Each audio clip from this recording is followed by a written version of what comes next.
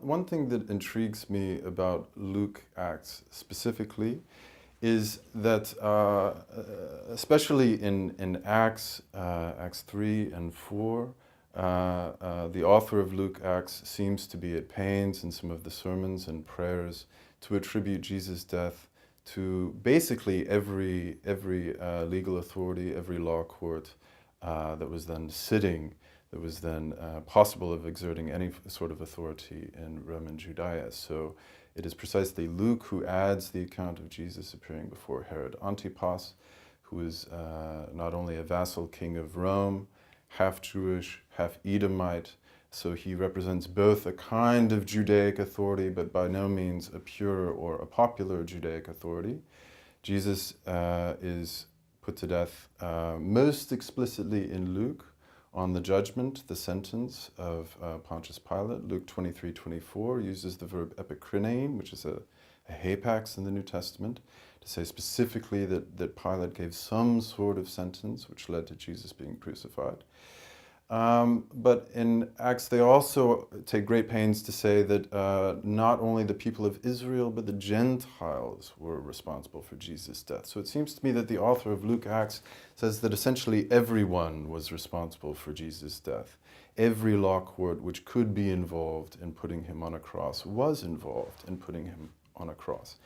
But what then becomes very curious in the next couple of centuries is that the Christian tradition from very early on seems in its formularies and liturgy and so on and so forth to pay a great deal of attention to Pilate specifically, whereas when one turns to the Babylonian Talmud, for instance, there's absolutely no awareness or interest whatsoever in the Roman hand in Jesus' death.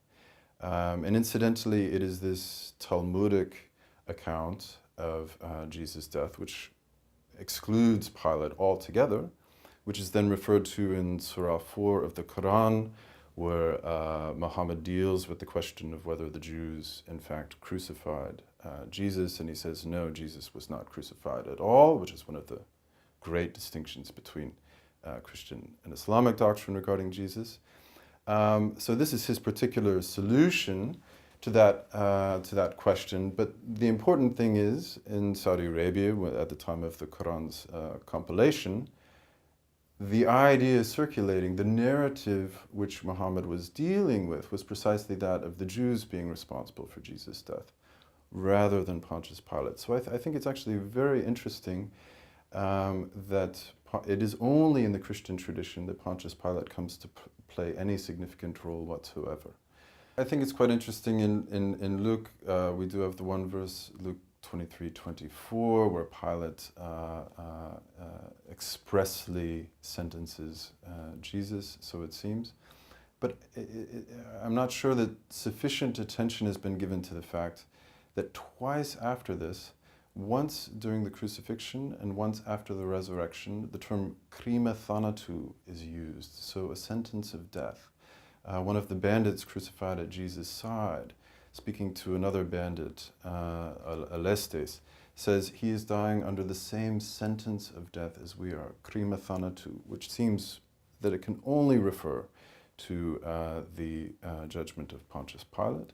And then again, after the resurrection, when Jesus appears to two disciples on the road, they are lamenting the fact that Jesus had been handed over to Pontius Pilate and sentenced to death. Again, this word krima appears.